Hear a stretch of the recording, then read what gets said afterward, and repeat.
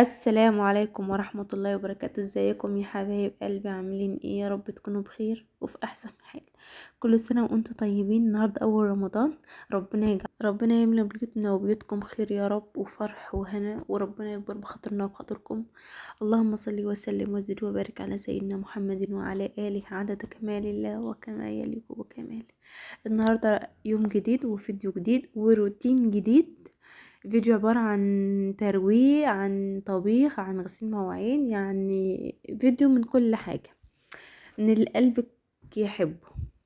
لو اول مرة تشوف الفيديو بتاعي متنسيش تصلوا على النبي وتشتركوا في قناتي وتكتبوا لي كومنت حلو من قلبكم.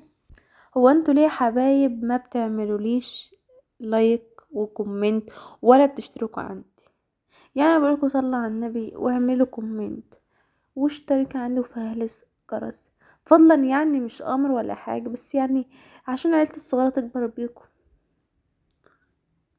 انا بدأت النهاردة يومي يا حلوين بترويش الشقة كده الاول، ولما صلى على سيدنا محمد بقى دخلت على طول على الاكل عشان خاطر ما اتاخرش. جبنا ديكين كده، ذبحناهم ونضفناهم ونقعتهم بميه بليمون بملح، وقمت ونقعتهم شويه، وقمت جايه غسلهم كويس، وقمت حطهم على النار، وعملنا رز عصفور بالكبده. غسلت الكبده بالليمون ما حطيتش عليها خل بصراحه، لا انا حطيت ليمون بس، وقطعتها، وقمت بقى حطها في نقطه زيت في قلب طاسه وقلبت، خدت لها صدمه.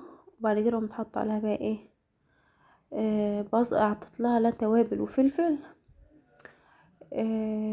وسبتها تنشف المية اللي فيها، وقمت حط عليها بقى بصل وقرن فلفل حامي، وسبتها بقى زودت لها كمان شويه بهارات بعد ما حطيت البصل والفلفل، وسبتها على النار بقى تاخد وتدي مع بعضها كده تستوى. وبعد كده حمرت بقى لسان العصفور وكان النهارده يوم خفيف والحمد لله. اول يوم رمضان خلص اهوت، وخلص بسرعه قوي، ويعني الحمد لله. كل سنة وانتم طيبين. حمرت لسان العصفور. لسان العصفور ده جميل قوي بصراحة، اول مرة اشوفه، يعني اول مرة اقلبه في الزيت كده تحس ان محطوط عليه كركم. جميل ما شاء الله. انا بحط زيت يعني بكتر زيت على لسان العصفور، احمره حلو كويس كده عشان ميبقاش حبايه وحبايه، وبعد كده بقى اصفيه من الزيت. حطيت عليه شوربة من شوربة الفراخ، وحطيت عليها الكبدة، قلبتها بها شوية، شوحتها مع بعض كده شوية، وبعد كده قمت حطيت عليها بقى الشوربة وحطيت ملحها وخلصت. قمت رايحة سبته بقى على النار يستوى براحته، بس كان ريحته حلوة والله العظيم، وكانت الكبدة ريحتها جميلة، البصلة مع قرن الفلفل كان معتله ريحة جميلة، واكيد بقى طعمها كان حلو، بس انا بقى مدقتهاش اللي بعد ما فطرت، بس كان طعمه جميل والله العظيم. ريحة الكبدة كانت جميلة يعني، وكانت زهرة في ريحتها. حطيت لسان العصفور بالشوربة، حطيت الشوربة على لسان العصفور، وسبته بقى يستوى مع نفسه كده. وما شاء الله والله العظيم، كان لسان العصفور بألف هنا وشفا يعني. كان طعمهم حلو، طلعوا مظبوطين، وطعم والحدوق بتاعهم مظبوط، مش حادق ولا عادب ولا اي حاجة. الحمد لله يعني بفضل الله. سبته بقى يستوى براحته، ودخلت بقى عملت جلاش بالمهلبية. جبت لبن، نص كيلو لبن، وحطيت له نشا،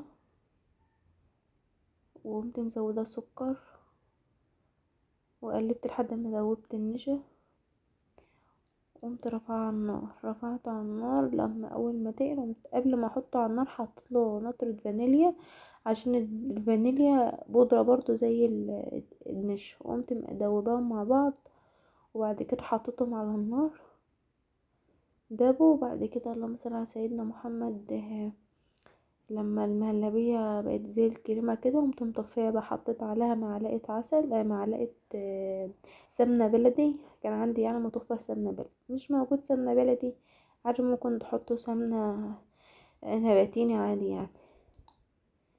حطيت انا هنا حطيت هنا السكر والفانيليا والحاجات زي ما قلت لكم.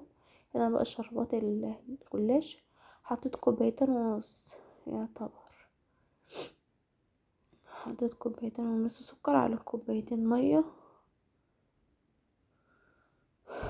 وعصرة ليمونة.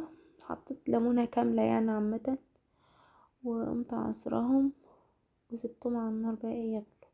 اول ما غلوا واستووا في الغلوان يعني الشربات تقل وبقى حلو، حطيت له شوية فانيليا اديله ريحة حلوة كده. وهنا كانت الكريمة، كانت المهلبية بقت زي الكريمة اهي. حطيت لها معلقة السمنة وسبتها بقى لحد ما ايه، هحط السمنة في الصينية وافرد ورق الجلاش. هنا كانت عندنا الجلاش كان في الفريزر وفك فتلاقي منه متكسر، فانا خليت المتكسر حطيته في النص عشان اللي هو يعني ايه، يعني ما يبقاش برضو ما نرميش حاجة منه في نفس الوقت ايه، استفدنا منه يعني. حطينا في النص ما هوش باين وفي نفس الوقت ما رميناهوش. ده اللي كان متكسر استخسرت بصراحة ارميه. وكده بقى ايه، عملت الورق كده في الربطة عشان لما اجي احط المهلبية في النص، اللهم صل على سيدنا محمد، تبقى مفرودة كده وجاية في جميع النواحي. هنا حطيت الجلاش كله، وبعد كده بقى قطعته حلو وحطيت على سمنة. على فكرة انا حطيت سمنة غير ديت وزودت يعني، حسيته محتاجه متحطة كمان. وهنا الجلاش بعد ما طلع بسم الله ما شاء الله ما صلى على النبي، لونه جميل وكان طعمه حلو، اللي هو مش مسكر قوي وفي نفس الوقت طعمه حلو والله العظيم يعني. لما صلى على النبي اكلنا الجيران منه كان جميل والله العظيم. وقمت عامله بقى عصير فراوله بلبن، كانش متوفر عندنا موز بقى النهارده الخميس، السوق لسه بكره ان شاء الله.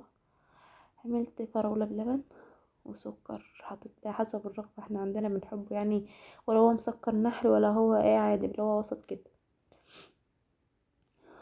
وهربنا الاكل وخلاص خلصنا، وانا مخلصنا غسلنا المواعين وهنا كده وصلنا لاخر الفيديو. دي كان اول يوم رمضان، فما تنسوش اللايك ودعوة حلوة من قلبكم.